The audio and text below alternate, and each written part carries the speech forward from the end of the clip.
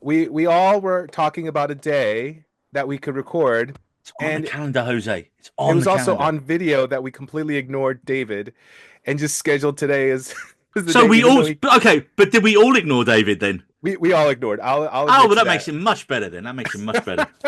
We all ignored him, and we're like Friday, Daniel. Hey. Oh, no, no. Cue the music. Cue the music.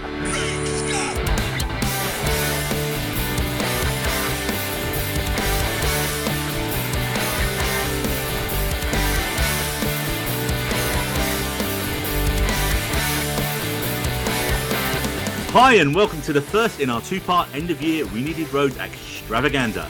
Starting first with our top 10 films of 2024. Now, last year, dear viewer, listener, whatever you are now, was frankly a fucking mess. As a point system and our wildly different lists meant we had way more than 10 films and numerous ties, which was about as welcome as sitting next to someone during Wicked who keeps filming it and then posting it for their pics on social media, like an arsehole. And breathe, Neil. Was that a dig? Not specifically at you, Not Jose, at although you. you did do it. Yeah, it was Because actually I the did person do that. I did do you that. did it as a joke, right? No, Yeah. I maintain the title card is fine as long as you put your phone away, but like filming like Oh. the entire musical sequences, fuck off. No, yeah. I just did the title card that was 10 minutes into the movie, so I was What? just sitting there 10 with the phone. 10 what? minutes? What? See, It took that long. this is where you need to add, like, if people are asking where Wicked is, Neil and I haven't seen it yet. So 10. Okay, And we It did took ask it, Jose, and we said to Jose, is it going to crash your top 10? Is it your film of the year? Because then it would get on our top 10. And he was like, he was fine. but I'm not the target market. Like I've seen people reacting to this movie by crying at the end, and I'm like, yeah, I can see Is that when that. it says part one, part two to come? Or Kind of. And No, they it's didn't know. I mean, it pulls a Lord of the Rings and just ends. But it ends at a good part. It ends a good part. I'm well, With glad it to Sean hear Bean that. ends dying at it. act. Someone knows. Someone knows. I mean, it ends at Act One. I am the target audience, but it hasn't come out here yet. So, Mhm. uh, What? I mean, Portugal getting the shaft again. technically it's come out today, but I'm here. So, This Yes. is our fault. This is our fault you have not seen. Marie has her priority set. Right, so this year we've prepped and we've mostly agreed beforehand what our top 10 is going to be. So to stop any tantrums, now the script says David and Marie, I'm looking in your direction because we will not refer to the incident. We what incident? calendar gate as it's now been termed Oh, Calendar Gate, yes. That's a because whole fun David isn't situation. currently here. I just want to iterate to the viewers and the listeners. David did let us know what days he wasn't available, but we just completely ignored it. I just want that to be evident. But all three of us ignored him. All three of us. So we heard his words, and then they just flew out of our brains Yeah, because I none have of us no acknowledged. recollection of that conversation whatsoever. So I have like, I cannot even say what date we said. Like, Yes. I have 4 dates in my calendar, so I didn't. I was like, what? Because one of them moved. One of them moved. Your Yes, one, Jose, which moved. mine. Anyway, enough calendar chat. So, Yes. yes, we each, as well as our top 10, before we get to that, we each gonna, and I can't stress this enough, briefly gonna mention three films that we loved that just missed out on our joint top 10 list. And as David couldn't make it, I'm gonna read out his top three films as well. And now it's time to introduce my co-host, even though it seems pointless because we've already been chatting for about an hour for this epic of epicness. Firstly, a man from the meth gator capital of the world, Mr. Jose Lopez, who, despite being a traveling professional photographer, still hasn't photographed one of Jennifer Lopez's weddings this year. Jose, it's next year, the year. Jennifer who? Neil? That kind of just strung Lopez. along. Lopez, Jennifer Lopez. Yes, my I not was so not trying to do an much accent. cousin. And I didn't know we were Methgate or the meth Meth gator capital of the capital. world. Yeah, apparently so. It's like Yeah. All right. Cocaine Bear, but, for Florida. Meth All gator. right. I'll take it. And actually, it's on No, the not flag, I believe. literally. And finally, the newest full-time member of the pod this year, who made her debut on our one-day spoiler special, which was our most listened to episode on Spotify this year. And well, she's pretty much been here ever since. One half of the Two Girls Reusable Cup podcast and someone who is definitely on the Vatican and China's hit list. Everyone say hello to Marie from sunny Portugal. Marie, how was your first year on We Needed Roads been? eventful. And I do hope you mean debut this year because I technically debuted last year with Sex Education. Then that whole thing didn't make any sense, did it? Keep it. We're keeping that. We're keeping that. That's what I even told you on Twitter. I was just like, I mean, technically, I joined last year for the very first. Totally forgot. Nice totally to know forgot. I'm that rememberable. And yeah, I mean, yeah, you technically didn't invite me as a co-host. I just stay here all the time and just. It's like, pop who's up. available this week? And Marie's like, yep, I am. And I'm like, okay, that's two of us. Jose, you available? Yeah, but I haven't seen anything. That's cool, mate. Come along. And then that's generally how Weenie Road has been working. A welcome guest for sure. Exactly. Makes the show truly international because all three of us are in different countries today. Yeah. Yes. The power of the internet. Woo-hoo. In a good way and not the weird, creepy way. Right, before we begin the countdown, let's look at our top 3 films that missed out on our overall top 10. For me, the first film I want to mention is a film called Kneecap. And I've mentioned this film before, and it's just dropped out on Amazon Prime, so you all have no excuse to go and watch it unless you don't have Prime. It's a story of a Gaelic rap band from Northern Ireland who are actually drug dealers who become musicians once they get involved with a school music teacher who's a wannabe DJ. The biggest surprise for me was that this film is based on a true story and the actual band play themselves. And the events of the film were literally about 5-6 years ago. So it's like so bizarre in the end credits seeing the real life events they got footage from. And you've just seen it like but rehashed, but with the same people in it. It blew my mind a little bit there. And also the school music teacher who plays DJ Provy, he's a really fucking good actor. Like the 2 Irish lads, they're just playing, mouthy, druggy Irish lads. I don't know how much. They're just playing Irish. And with your ancestry, Marie, you can say that without fear of getting a shillelagh round the head. And now I'm not even going to attempt to pronounce the guys' names. Yes. But Marie. Maybe even... No. I want to maintain this is Northern Irish and I'm from the South Side. So I can't even spell this. It's in the notes and these are letters I don't even recognize. Well, that's because they're in Gaelic, I'm assuming. Yeah. I also want to say that I'm dyslexic, so that also counts against. Okay, so you've got 2 good excuses here. Jose doesn't even recognise the characters. I'm American, so that's his excuse. Okay, so I'm going to say the first guy's name is Liam. I am not going to attempt his surname. The second one, I'm pretty sure I'm right on this, so Irish listeners can tell me. It's spelled Naoise, and I'm reliably informed it's pronounced Nisha. And we'll somehow find out it's called Nick. Well, this is the one, and this is the one I'm taking a bigger swing on. Is the other guy is called JJO, and I think it's Doherty, but it's spelled in because it looks like it's spelled Doherty. It kind of phonetically it would sound like that. Anyway, look, this film reminded me of Trainspotting in terms of its kinetic use of music, copious amounts of drug taking, massive dislike of the English. Also, it's brilliantly funny and a riot of a film. It's also got Michael Fassbender in it, and one of the lines of the year when one of the boys' mums speaks to a cop and says the line, "I forget how you take your tea. Is it in a cup or straight in the face?" I recommend you take this film straight in the face. That's a great line. Great line. Jose, tell us about your first film that didn't make the list, which is going to be Alien Romulus. Yeah, Alien Romulus is a 2024 science fiction horror film directed by Fede Alvarez and written by Alvarez and Rodo Sayagues. Jose, are you Rodo just S. reading the Wikipedia for the first time right now? Yes. No, I've read it before. It's just his name is really hard to pronounce. For those who don't know, but or have not seen the movie yet, it's between Alien and Aliens, so it's kind of like a nice little side story. Just say what you think about it. You don't need that information, mate. You just need. No. What did you think of it? Why is it on your list? Why is it on your list? Oh, I love the Alien franchise of the first 2 movies, and I feel like this is probably the closest. I mean, to be honest, the third one is really good too. I'd say I'd place it around the third one in terms of like just good story, really good use of the setting. And it kind of added to the story without having to change too much in terms of like I like the gun that had targeting system on it. That was a really good add on to the series, and the ending was really solid. Like you think it ends a little bit and then it keeps going, and it kind of did a good job of what they did with Aliens. I think it was just an honestly good sequel that hasn't been seen for a while with the Alien franchise. I loved the first kind of half hour, 40 minutes, and then I thought it fell off a cliff.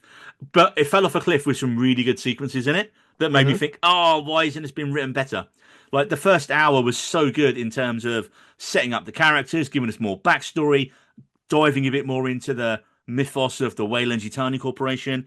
And then the second they're on the station and shit starts going wrong, it's like, here's every alien tick box list we can come up with. Here's cameos you really don't want to see, at least in my case. I am not as harsh on it as you are. I agree that there are some things that could have been better, but I think for what it was, it did a good job. Well, a film that is not going to be on any of our other lists except Marie's, but it qualifies because it is a film and it was shown in cinemas. Marie, tell us about Ghost. Well, yeah, I'm unapologetically putting this on my list. So I put A Ghost right here, right now, the concert movie on my list. And I mean, I already did a full review on this a couple of months back.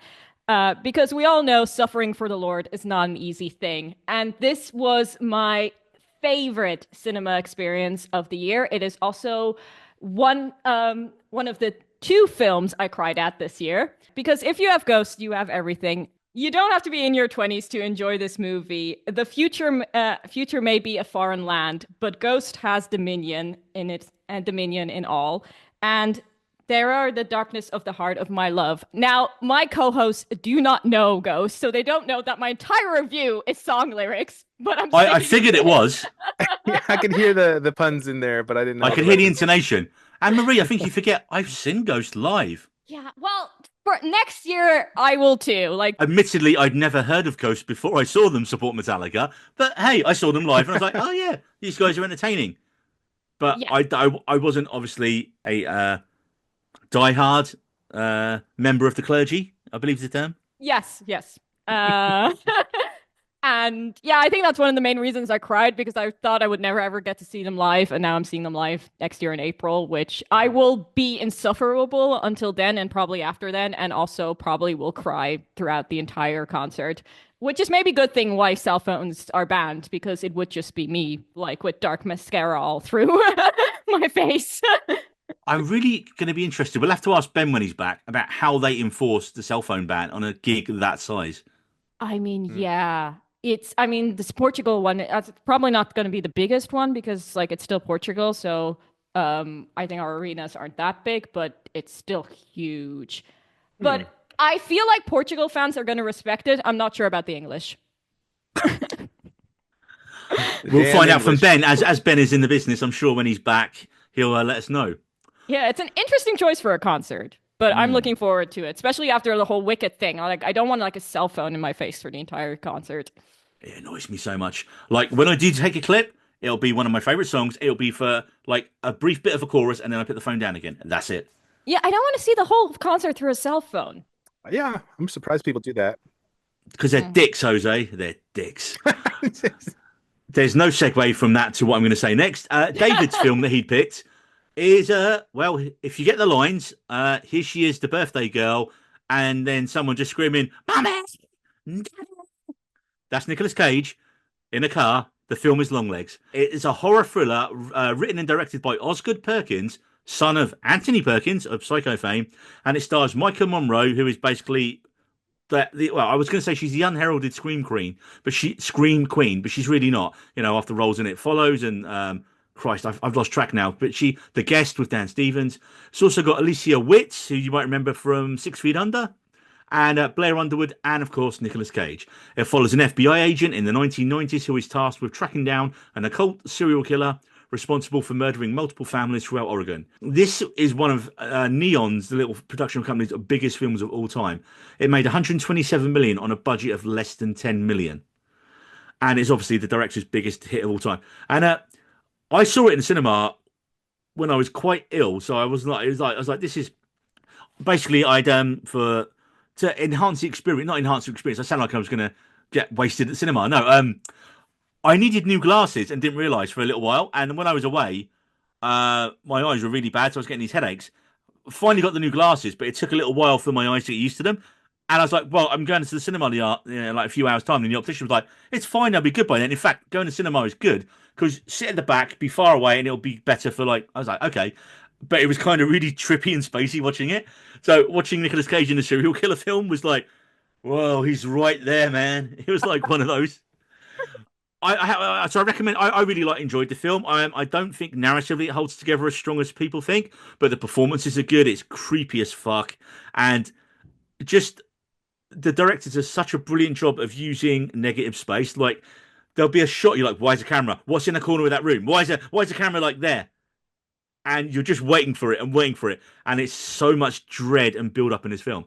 So yeah, I really enjoyed it. Recommended it to one of my best friends. He went to see it and he's like, it was shit. It was there was nothing happened. It was just all Oh, like set up and no suspense. payoff. Yeah, I was like, but how cool was it done? You kept expecting something to happen, which is what I thought was, anyway. So yeah, that was David's first pick. That is Long Legs. Now, my second pick, I'm not going to go on about it too much because we literally just reviewed it about 2 episodes ago, which means it's a new film.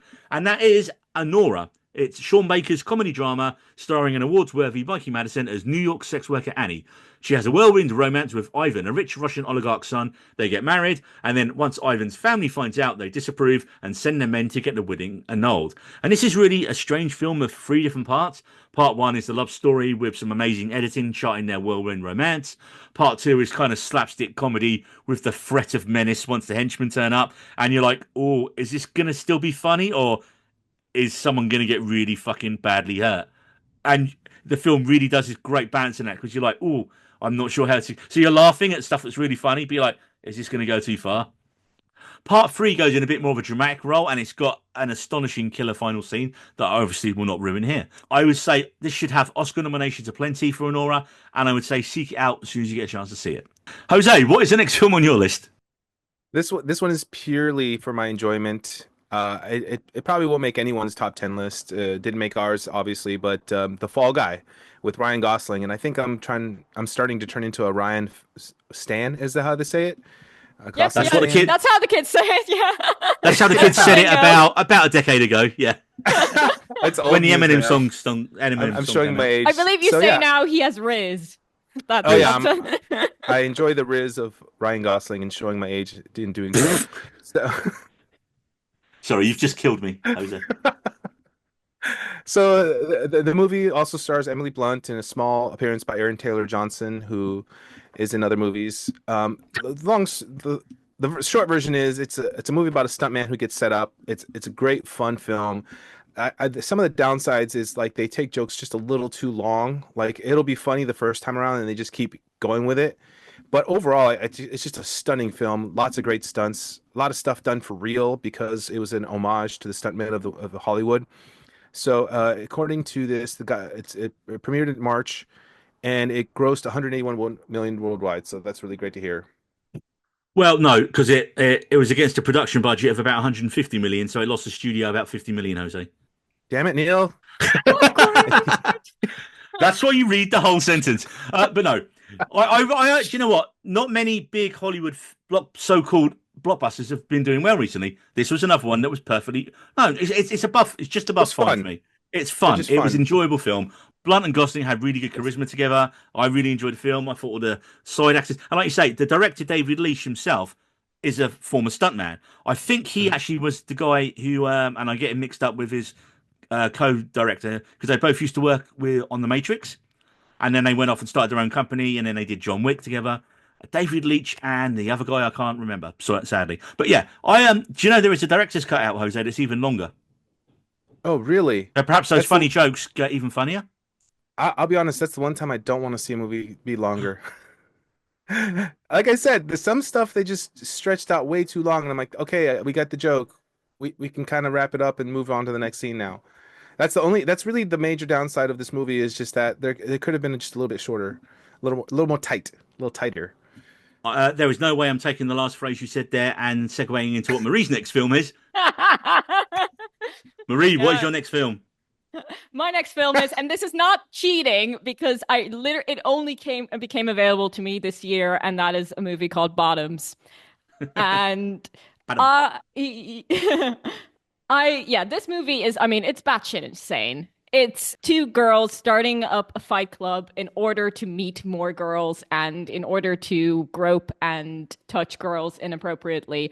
It's that frat guy comedy, but like putting two female leads on it instead. And the two female leads are meant to be bad people. They're not meant to be likable. And to be honest, how this movie starts and how it ends, it's just like a ride. And it's so fun and also so gay, which, why it's on my list. But it's like it's a really fun time, and it's like I mean the pun doesn't really work here, but it is balls to the wall insane because like it just goes from like 0 to 100. Another standout in this movie is Nicholas Galickstein, who plays this like jock character, Called and Chad. Is it Chad? He sounds like a Chad. I don't know actually. I feel like he's a Chad. I mean, my favorite line is "Shut up, you ugly bitch! I don't talk to people in overalls." And just the follow-up line going, "Well, first of all, these aren't overalls." It's just one of the best comedic lines. One of the surprises from this was obviously your main two characters are Rachel Sennett and Ayo Edebiri. And yet, most people only knew at this point Ayo Edebiri from The Bear, which is, drama with a bit of comedy in it. And she's fucking flat out hilarious in this. Like, she is so. And then I was like, oh, wait, she's known for being funny before The Bear. She's like known Yeah, as a being a comedian, like a lot of like senators as well. So I was like, wow. Nicholas Galitzine. Oh, Galaxtine. sorry, Galitzine. You got it. Prince Henry. We can also just go that way. Prince Adam next, you mean?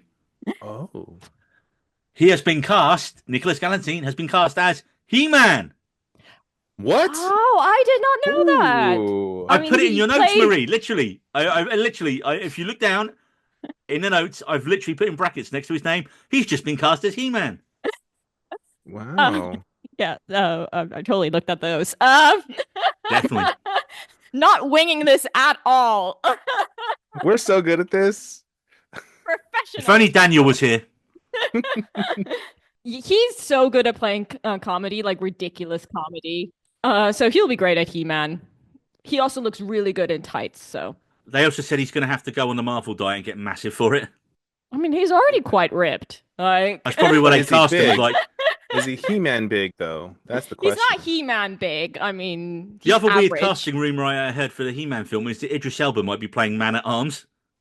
Oh wow. Okay. So I have no idea what the tone of this film was going to be. Did they go super camp? They have to go super camp, right? They have to give him the bold cut. Like it's Yeah, just. they can't go the Dolph Lundgren serious but slightly campy route. It's funny because everyone loves that film now, and I hate it. I You hate it? I've I love tried it. He-Man, The- the 1980s one. The Dolph Oh, I've Lundgren. never seen Courtney it. Cox. Courtney Cox, one of her first films, and It's very good. with the cartoon of He-Man, it all takes place in Eternia, where all the comics were set, all the cartoons were set. No, they come to Earth in the film. Okay, cool. You've lost me already. The budget was a little tight, so they did what No, they it could. wasn't, Jose. It was big money in those days. It was like with the biggest kids franchise. I saw it in the cinema, and I was so disappointed. So I mean, disappointed. the costumes were amazing, and the creature effects were great. I think that's where the money went. Oh yeah, Frank Langella as Skeletor was epic. Yeah. All right. Let's go back to bottoms. Sorry, that was a hard shift back. I just knew that we were going to. That's not good. That's not good either, Jose. A hard shift back to bottoms. I mean, Marie, final thoughts on bottoms. I don't think I can add any more. It's just, yeah, it's a really fun film. I would actually recommend going in it not knowing anything. Just like expect Fight Club, but lesbian. I feel that's a good pitch. Lesbian Fight Club, but funnier, I would say, but funnier. But funnier, yeah. And from the film that is not funny in any way, David's other pick, which was, it was a year of, before I tell him, it was a year of non-exploitation films making a comeback. You had Sydney Sweeney with Immaculate, and exactly at the same time as that came out, you had Nell Tiger Free starring in The First Omen. And at the start, everyone was like, oh, well, Immaculate's really good. I was like, it's fine. It was good. I think most people praised Immaculate a bit too much because, one, the Sydney Sweeney effect, but also, two, she really gets to act really well in it. It kind of feels like she does a Hollywood film for her, then she does the smaller project for herself. She's been a producer on this one for years. She wanted to get it made. This is the one for her. And it always made me think when Madam Web come out and like she was getting all this shit and everyone was, I'm thinking, and she was just like, yeah, but wait till you see what I've got coming out in a couple of weeks' time. No one is going to be talking about Madam Web once this film comes out. And it has got a truly shocking final scene. However, so does The First Omen. And this was a film that I didn't really want because I really like the original Omen from the 70s. Gregory Peck, it's so creepy. It's cheesy as fuck now, but it's really good at the time. And it was on Disney Plus, so I was able to rewatch it as well recently. And this film was a prequel to set up the original film. I was like, oh, I don't want a legacy prequel. It's really fucking good. It is probably one of the best horror films. Wow, I say that there's a lot of really fucking good horror films here. It was one of the best early horror films of the year. Bill Nye's in it, playing a dodgy priest. Ralph Ineson. Basically, all the priests in it are dodgy because, it's a Omen film. And priests are dodgy. Just in general. That's why Marie's on the Vatican's hit list again. Still. They don't have a great Also. great history right now. No. But the plot follows an American nun, because they always have to be American in these films, sent to work at a Catholic orphanage in Rome, who uncovers a sinister conspiracy to bring about the birth of an antichrist. As the line says in the original film, your mother was a jackal. In this film, you see the jackal. Also, it's got a really big rip on, I think, if I get this right, Polanski's Possession. And it's got one of the most unsettling and disturbing water breaking scenes you will ever see on film. So that's your warning. The only other thing I'll say is the film's got really good positive reviews. It was directed by a lady called Arkasha Stevenson, and it was her first film. So I'm definitely keeping an eye on what she's doing next because this was fucking immense. Also, check out if you really enjoyed the film and you go, who is that actress who I haven't seen before? She's a British actress called Nell Tiger Free. She's not done a lot, but she has done a show on Apple TV Plus called Servant, which is a horror chiller show produced by M. Night Shyamalan, but not really. He's kind of got his name on it, yet it's actually a guy. It's actually someone else who does most of the writing and directing on it, and it's really fucking good. It's like a half an hour horror. How often do you get a half-hour horror show? It's also got Rupert Grint in it, Rupert Grint playing a drug addict and alcoholic, and he is the best work of his career in it. You're watching this going, that's not Ron. In fact, Ron won't even come into your brain because he's just off his face so often in it. So the first time in. Moving on to my final pick, and we are still well into the horror. It has to be The Substance. And I am denied about really pushing for this to go on the main list because it's getting a lot of awards notice. But I just felt like because I'm the only person who's seen it, then it was better to talk about it here. So it was written, directed, co-edited, and co-produced by French filmmaker Coralie Fargay. I'm probably butchering her last name, and for that I apologise. But hopefully she doesn't hold it against me because she did retweet our review of The Substance, where I did say I have not seen as a insane last 20 minutes in a mainstream cinema ever. That insane. And look, Demi Moore and Margaret Qualley are both superb, playing two sides of the same person. I will say this is not your standard Hollywood horror film because it manages to be wickedly funny, horrific, and unbelievably gross all at the same time. I will say this is not a standard Hollywood horror film. Like, that's the biggest warning I can give you to this. It is pretty extreme on the body horror. Think David Cronenberg, think The Fly, think Society from the 80s. And if you don't like needles, just no. Just give it a hard pass. That's why I did. That's why. And Jose, your next film, you are in Marie's court here. Tell us about your gay film on your list. Yes, this was a surprise. Drive Away Dolls, also known as Drive Away Dykes. That was the working title. Yes. Which surprisingly, I have not seen. I think so this is far up your alley. Yes, and to be honest, I was just confused for like probably the good first half of the movie, but then it's just only kind of 86 minutes, Jose.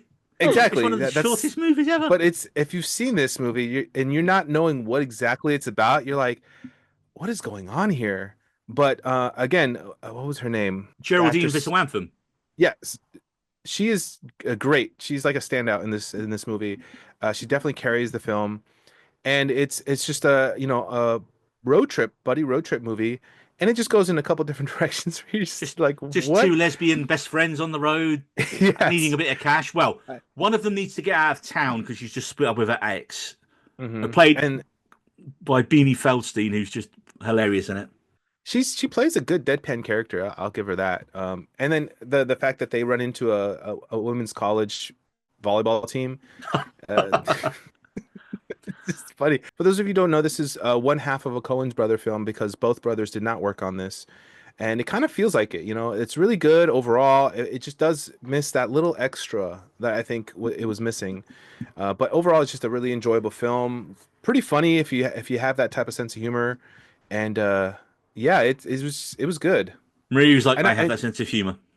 Yeah, and what it was is I was going on a flight and I was just kind of looking for movies to download on my iPad and watch while I was in the air. And I was just like, let me give this one a try. It just looks interesting, and it was. So I'm glad I did it. Yeah, this was it was actually co-written by Ethan Cohen and his wife Trisha Cook, and she's actually the film's editor as well. Ah, And okay.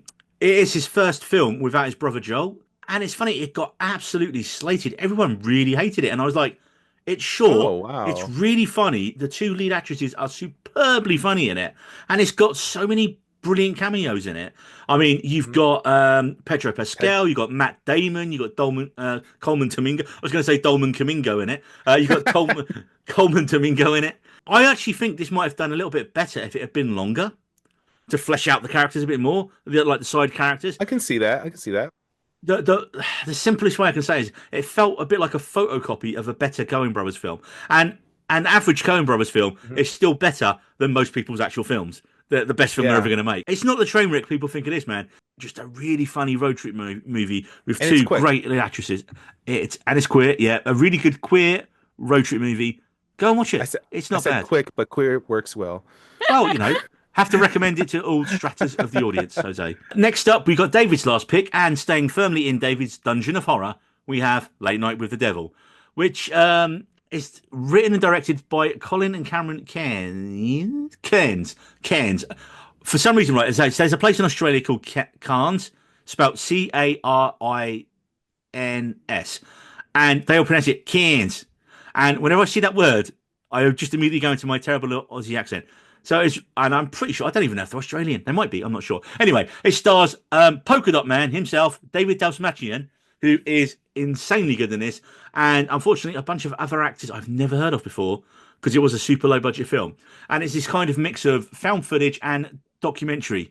And it purports to show the events of a late night talk show that airs in Halloween in 1977, during which the host attempts to boost the ratings by allegedly inviting a possessed girl onto the show. And again, I really enjoyed this. Like, it's so nice to see a character actor who is always steals the film in what he's in small parts, like David Asmatian does, be the lead in this film. And another film Marie's going to mention, starring I'm recognizing a pattern here. Someone called Nicholas Galinstein, who's English, and I Galaxy. can't. Galin. Do you know what? I don't think I've actually seen him in anything so far, Wow. except So Bottoms. Yeah, I mean, You've Never Treated, which was my favorite movie last year, Red, White, and Royal Blue, which is where I first saw him. And yeah, let's talk about some Harry Styles fan fiction here. Yay! Because this is what it is. This is one of the ones that's on the list for just like pure enjoyment and just because rom-coms have kind of gone downhill for me. I think we're not really in the golden age of rom-coms anymore, and this one is trying something new, although this has been kind of the year of older woman with a younger man. Like there've been quite a few movies Well, in we've that got Baby Girl genre. coming out soon, We've haven't got we? Baby Girl, then we had another Nicole Kidman movie with Zac Efron, which I cannot even recall the title of. But I think this one reigns supreme of all. So I just love the fact that Anne Hathaway is supposed to be this like inappropriate older woman. no, I not That's know. Anne inappropriate. Yeah. Hathaway. There's that's the thing. I mean, they aged up the characters a bit from the book. Well, they aged Nicholas Galickstein's character up, who very typical boy band name and totally not a substitute for Harry Styles So called Barry Niles. no Hayes Campbell, Oh, who's in a boy band called August Moon, and oh. she she runs into him at Coachella and they have an instant connection and romance ensues. To my knowledge, the book is extremely raunchy and is the majority just sex. Thank God they've toned that down for the movie. It's sweet. It's genuinely a sweet movie. Oh, someone's in the waiting room. Oh, Oh. The anticipation is yay. killing me right now. Oh wait, you can't see me. There Oh no, you we Oh, can. go. there we go. There Oh, we go. Okay. Are we gonna go through like Zayn Malik's top fiction as well, or like just the whole One Direction gang? No, I mean it's no, I'm talking about The Idea of You, which is clearly like it's a book that is a clearly self-insert fan fiction of someone like an older woman fan fiction with Harry Styles. It's this whole genre of published fan fiction, which I did not know existed until recently. Wow. Because as like someone who used to write fan fiction in their teens, it kind of blew my mind that adults write fan fiction. I mean, like I gave that up when I was 16. Ooh, dig. Ooh. That is, I mean, yeah, some slight shade there. I But figured like with Twilight being popular and making it big, everyone else tried to get in on it. Twilight wasn't fan fiction, but you know what was fan fiction of 50 Twilight? Shades. Yeah. That's what it Yeah. was. I knew it was involved somehow. Yeah. As you can see, I'm not a young adult novel reader, conspiracy theorist. But I don't know. yeah, but as the movie goes, like I think the movie just took like the highlights of the book and kind of did its own thing, and I think it was a very sweet rom-com. For like a casual night viewing, I would recommend it. I am a big fan of Anne Hathaway, so I should have If you're a really taken fan a of look. Anne Hathaway, you will like this movie. Yes. Jose, on the Anne Hathaway tag, briefly before we go into our actual top 10 now, Okay. have you seen a film called Colossal, starring Anne Hathaway? I did not know that existed.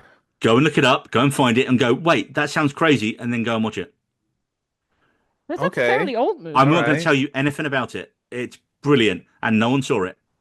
Should I go into it without knowing anything? Yes, actually, yeah, don't look it up. She played the mother next door to another mother and the child. No, that's literally the film that has the word mother in the title. Let's move on to our number 10. There we go. Number 10. Woo!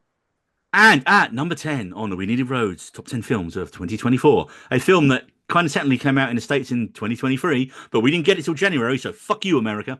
The film is This Is Your Rubicon, Do Not Cross the Rubicon. And that film is the Christmas film. Yay! It's a Christmas comedy drama called The Holdovers. It's directed by Alexander Payne, written by David Hemmingson, and stars Paul Giamatti, Divine Joy Randolph, and Dominic Sessa. Set in 1970, it tells the story of a strict classics teacher at a New England boarding school who is forced to chaperone a handful of students with nowhere to go on the Christmas break. Now, I remember early in his career getting Alexander Payne and Wes Anderson's films confused because they would just subtly walk the line between comedy and drama with an occasional tragedy thrown in. They were both kind of really similar. But since then, Anderson has practically become his own genre, while Payne has made 6 films before, with 5 of them getting multiple Oscar noms. And he actually won for Sideways back in 2004, also working with Paul Giamatti. So, who has seen The Holdovers here? That is me. Hey, Jose, Hey. my man. It's a great film. It was funny, actually, because before this came out, he'd actually had his first flop, because he'd done a film called Downsizing with Matt Damon and Kristen Wiig. Does anyone remember that? No, because no Oh, one saw it. yeah. I saw I it. mean, I've heard of it. It went from like a kind of a funny movie to an awkward movie to a really, really awkward movie at the end. But is downsizing the one where they become really tiny little people and they live in the tiny little village? Yeah, yeah, no, I've seen that. Hey, what did you think? Hey! I didn't mind it. That's all I can really remember about it, though, is that they become really little people, and that's kind of it. My note was I can't remember a damn thing about it. Yeah, yeah, yeah. But yeah, so back to The Holdovers. Giamatti is great as always, and he proved it once again here. And if you can believe it, this is Dominic Sessa's debut film. He had not been in anything before this. He's in a bit of more demand now. So he's got a traditional Christmas movie coming out next year. He's in Now You See Me Free coming out. And he's Oh, no way. playing, this is going to be his big role, he's playing famed celebrity chef Anthony Bourdain in a biopic. Oh, he's gonna be so good at that. He can be very good. Yeah. And of course, we have to talk the heart of the film, which is Divine Joy Randolph, and she deservedly picked up the Best Supporting Actress Oscar for this, and the BAFTA as well. Like most of Payne's work, this film falls more into the drama side of comedy drama than comedy. But honestly, the genre doesn't matter. It's just the 3 main characters, and they're great, and we see them become this kind of reluctant surrogate family over the course of the film, as they've all got nowhere else to be at Christmas. It's a new Christmas classic, a sad, depressing, but slightly uplifting towards the end Christmas classic. I mean, it might be fine to watch every couple of years, not every year. No, But yeah, watching it this year. I think it's a really good movie, and it's like very slow burn, but it delivers so well. Like you said, it's more drama than comedy, but the comedy bits are more of like, oh, that's really good character development. Yeah, it's character-based comedy, isn't it? It's Yeah. not ha-ha slapstick. It's Yeah, not exactly. like bottom humor or bottoms humor. bottoms here. No, no bottoms here. But yeah, Adam. it's a really feel good movie by the time you get to the end of it. So it's kind of like one of those movies. It is worth But it. get to the end of it. Yeah, it does. It just kind of. Oh yeah, okay. I see where it's going. And then boom. All right, cool. I'm happy. Yes. So I agree with Again, this has been Neil. Jose's review of The Last Sandwich Yet. Boom. Yes, I'm happy again. Perfect. I Put it on a mean, poster quote. I'm not hungry anymore. Well, Jose, you are going to be. You might need a drink though, because you're going to keep talking. Because our number nine film, Ooh, you're taking the lead on. Jose, wow us with your knowledge of. the Iron Claw. So I'm kind of a casual wrestling fan. I watched during like the 2000s, before the teen 2000s, and so I kind of had a background in knowing some about of this, but I really didn't know what I was going into. This is a movie about the family of wrestlers, the Von Erichs, I believe is how you pronounce No, it. Eric's, no. isn't it? Von Von Erichs. Erichs. Von Erichs, So Jose. it stars Zac Efron with Jeremy Allen White, other characters that are Harris great. Dickinson. Martini, Moira, somewhere, Holt McCallany, and Lily James. Honestly, everyone did a great job, and it's actually a very sad but poignant movie about the family and a lot of the loss they dealt with. And it turns out they even took out one of the deaths from real life because it was just like constantly member after member of this family just dealing with bad situations, and I literally cried at the end of the movie in a scene where Zac Efron is playing against two kids who are playing his sons.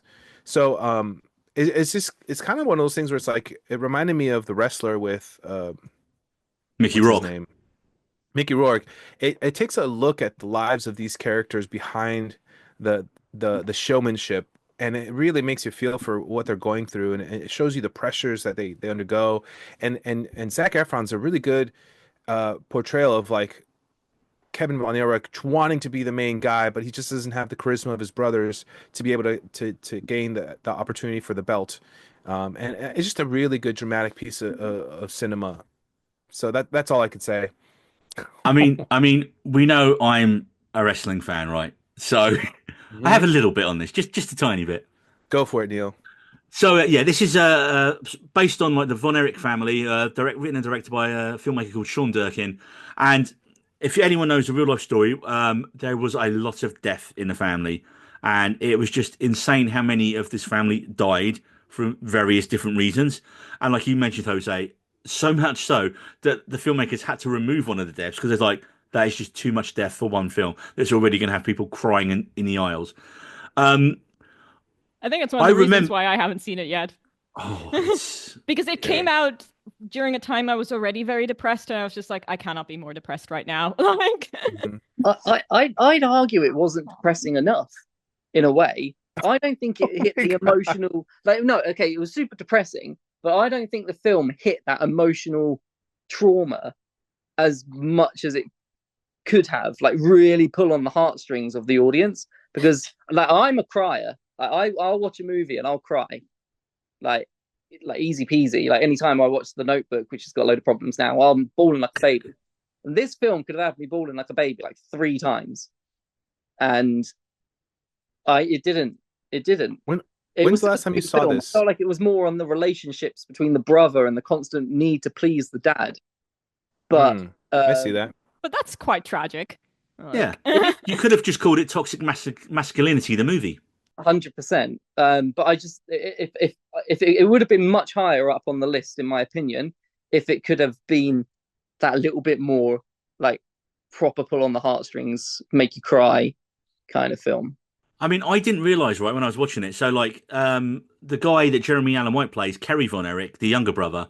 I remember watching him when I first started watching wrestling back in like the early early 90s, and I didn't realize that when he went to like the WWE, WWF, he was basically almost done at that point. He'd almost lost an ankle. He'd like had all this Wow. reconstructive surgery.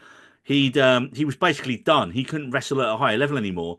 And I had no idea when he was watching. He's like, "Oh, this guy's awesome." And you had no idea like the trauma his body had gone through to get to that point. And I think it really shows the wear and tear of like on the body of the wrestlers. I always sort of say with wrestling is when you say you're a fan and people these days go, "Oh, but it's all fake." It's not about that at all. It's about And I think these days, with so much more behind the scenes knowledge about wrestling as a sport, it's not about everyone knowing is it real or is it fake. It's about the presentation. It's about how well someone can walk through the curtain and get a reaction out of the crowd. It's all about the reaction, and that's how stars are made in the wrestling these days. Someone walks out and the crowd go crazy for them. Someone backstage is writing it down, going, "Oh, they did that. They said that. Let's get them do that again." Mhm. Post about it on socials, and even wrestling feuds are sorted by someone by social media now. It's become. I mean, it's going to be bigger than ever next year because WWE has gone to Netflix. I mean, to put it simply, I think the best example is saying wrestling is soap operas for men. Yes, That's really what Jose. it comes down to. That's good. I believe I I said think, that many well, times ago.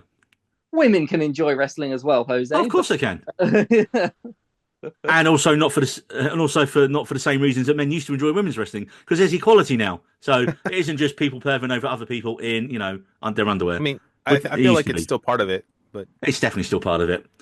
Right, from people perving on people in their underwear to no, terrible segue, terrible segue. Who wants some dystopian action? I want I dystopian I action. feel like we are living in a dystopian action right now. Yeah, and this Well, movie's getting closer and closer to being a real life documentary. I was about to say our number 8 film of the year is basically a documentary of the next 4 years at this point, and that film is Civil War, written and directed by Mr. Dystopian Sci-Fi and Action, Alex Garland. It stars Kirsten Dunst, Wagner Moura, Kaylee Spaney, Stephen McKinley Henderson, and Nick Offerman. Now, the plot follows a team of war journalists traveling from New York to Washington during a civil war fought across the United States between a despotic federal government and secessionist movements to interview the president before rebels take the Capitol. Now, with a budget of 50 million, this is A24's most expensive film of all time. However, it's also made over 120 million worldwide and become their second highest grossing film of all time. Now, reasons this film rules. This is kind of like a weird stream of consciousness I wrote. You have President Ron Swanson, which again, if you love Parks and Rec, you know why that's hilarious. The film was strangely apolitical in that I remember when we were talking about it before it came out, everyone was kind of like, oh, well, I'm not going to see it because it's going to be too Republican, or I'm not going to see it because it's going to be too Democrat. And what the film does a masterful job of is not really telling you what the sides are. And also, it's kind of misrepresented by the trailer. The trailer kind of makes it look like a big action Civil War movie, and it's not. It's a road movie about 4 photojournalists on the road from New York to Washington. And along the way, their job is not to pass judgment on the people they meet, it's just to document what they see. What's really clever with the way that approach works for the film is as you're watching the film, you're just like, so the next people they meet, are they going to be okay or are they going to be psychotics? And you're just not sure. Also, Kirsten Dunst's character, Lee, she's basically playing a fictionalized version of Lee Miller, whose biopic film has just come out with Kate Winslet in it. Also co-starring Marie's brother, Andy Samberg, as in his first dramatic role. So yeah, it's just a reminder again of how fantastic Kirsten Dunst is in everything she did. Wagner Moura, who watched Narcos? Who watched Narcos? Kinda. First Kind of. first season. Didn't. So this is Escobar from Narcos, except in this show he looks about 20 years younger and 200 pounds lighter. And he's like, well, he really put on the weight for that show. But he plays this like really cocky, arrogant journalist, and you just know he's going to get them all into shit at some point as he goes on. Kaylee Spaney continues her banner year. She was in Priscilla, Alien Romulus, now this. I mean, as Maxine Mink says, she's a star. And you get a great, terrifying cameo from Mr. Kirsten Dunst, Jesse Plemons, also reminding us how good he is in everything he's in. Oh, and I'd side like to note, say he's earned his own name, Mr. Jesse Plemons. He's a notable side actor, but he's still a notable actor, honestly. I feel like he would not have any issue with me calling him Mr. Kirsten Dunst. All right. Just saying. And if you wanted to see the show where they got together, watch Fargo season 2 because that's also a fucking brilliant show. And they played husband and wife on it. And then after the show, they got married. So yeah, there you go. And season 2 of that show is great. I like how throughout the film the danger escalates the closer they get to the capital. We also have an ex-war photographer in our office, Jose. So there's a Oh, guy. He's got wow. an office at the end of of the floor that where I'm on, and he has literally been embedded with troops out in Iraq and Afghanistan, and like taking pictures of all these war zones. He used to have front pages in during wars of like missiles going over at night and stuff like this. Wow. So I said, okay, so is this film good or is it all bullshit? And he's like, it's one of the truest adaptations he's seen. Because I was watching it and I was like, there's no Wow. way the soldiers would let the photographers get that far ahead and like round with them. There's no way. That's got to be bullshit. And he's like, no, like that's pretty much it. They were like stopping us basically from getting killed. So I was like, holy shit. So it was spot on in terms of how the war photographers were embedded with the soldiers. And lastly, on Civil War, I would say it has one of the year's best needle drops. And I'm going to give it away because the context isn't really known until you see the film. And it's De La Soul's Say No Go from their classic 90s 3 Feet High and Rising album. And yes, that did make it onto my Spotify rap list. Next up, we're gonna. How often do you think of the Roman Empire? Twist, it's not Gladiator 2, it's the other film set in Rome this year. Ancient Rome. And that film is no, it's not, because it's not set in ancient Rome. God damn it, it's been a long week. I was about to say Marie! the Vatican is not in Rome. Marie, just tell me about the next film. It's in Italy. Conclave, I'm guessing. Yes, the next film is Conclave. The Vatican's its own country. Yeah, I was Yes. going to point that out. Oh, okay. Smallest Sorry, country in the world, Jose. You've never sounded more American at this point. I mean, I kind of As knew long that, when but it you was just thought like, Spain was part of Portugal, or Portugal was part of Spain. it's all over there on the other side. Although, of the Jose, world. if you had said, is the Vatican part of Italy, you would have been correct. Well, I mean, it's Kind of. in Italy, isn't Well, it? In yeah, Italy. Surrounded by Italy, but it's its own Yes, country it's still. in- that I remember learning about that and completely forgetting about it. So And I'm going to forget about that segue. So, Marie, tell us about Conclave. Conclave. I mean, we did an entire review of it, but Conclave. Then tell us about it briefly. Yeah. I know, but we have to reference our other episodes as well. Like, Ooh, yes. Conclave, as Neil says, takes place in the Vatican. It's about choosing a new pope, and it is a thriller in the setting, but it's one of those, as I said in the movie, it's one of those stories that it does not have to take place in the Vatican, because at its core, it's just a bunch of old men grabbing for power. And this is one of the ones I think it's a standout because of its cinematography. The cinematography in this movie is incredible, and the music as well. The score like makes this movie what it is. And one thing it's also amazing by this premise, you would think this is extremely boring, but it's like it keeps you at your edge of your seat because like it takes so many like twists and turns, and you follow Ray Fiennes' character as he's trying to figure out if there's a conspiracy here, what's happening. Like it's like navigating all these like different areas, and Look at the baby. Look at the baby. Jesus Christ. Conclave, Back to old men in rooms writing on small pieces of paper. Ray Fiennes Which is this being his movie? amazing self. yeah.